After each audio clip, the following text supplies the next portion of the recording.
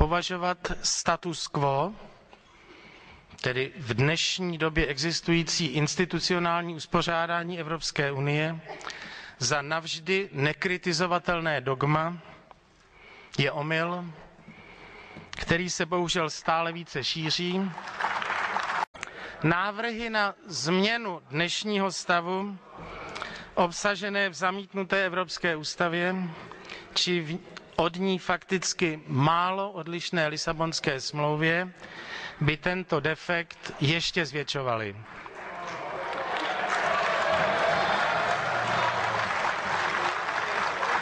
Dnešní systém rozhodování v Evropské unii je něčím jiným než historií prověřenou a v historii osvědčenou klasickou parlamentní demokracií.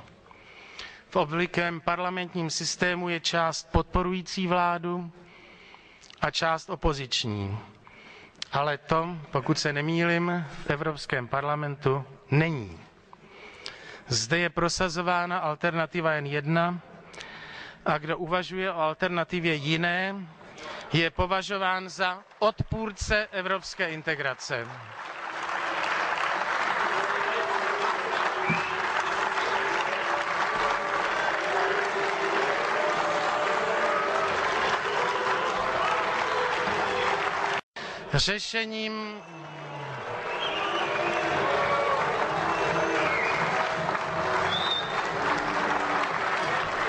Řešením není ani přitápění pod tavícím kotlem dosavadního typu evropské integrace, ani potlačování role členských států pod heslem nové multikulturální a multinacionální evropské občanské společnosti.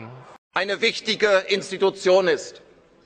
Wären wir heute nicht so einflussreich, wären wir heute nicht der Gesetzgeber in 75% der Fälle und wären wir nicht mit dem Vertrag von Lissabon der Mitgesetzgeber in nahezu 100% der Fälle, dann in der Tat wäre es so, dass die Bürokratie in Europa entscheiden würde, aber jetzt entscheidet das Europäische Parlament.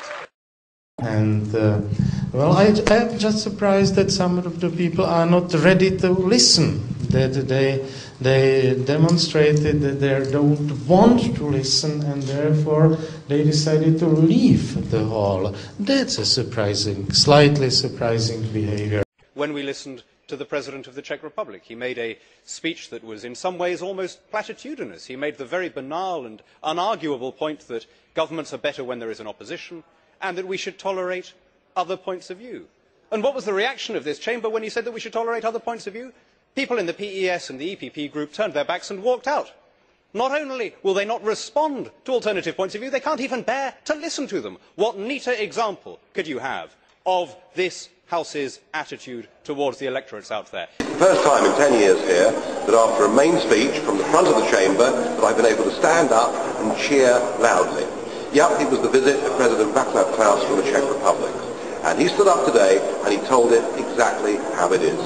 He made it clear that this European project had become something whereby those involved only recognised the status quo, refused to accept that there could be any other ideas allowed, and that they weren't listening to what the people of Europe were saying. Well, at this very point, the British Labour Party got up and walked out of the chamber. The irony of that wasn't lost on me. But he also went on to say that if the European Union continues to go down the route that it is, that it will begin to resemble the Soviet Union that his own country had suffered under for so many years. So it really was very bold stuff. Afterwards there was a lunch, and the group leaders were invited to lunch with the President, and at one point during the lunch I heard the President of this Parliament, Hans-Gert Pöttering, say to him, he said, "Mr. President, your prejudices do not live up to your intellectual ability." I mean, that is just how arrogant, that is just how disbelieving these people are, that there is any possible alternative view. In fact, what it did was to validate the very speech that President Klaus had given.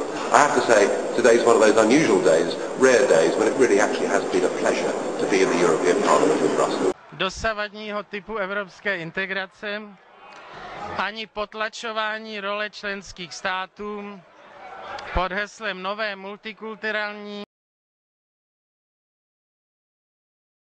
To find out more about who we are and what we stand for, go to the UK Independence Party website at www.ukip.org.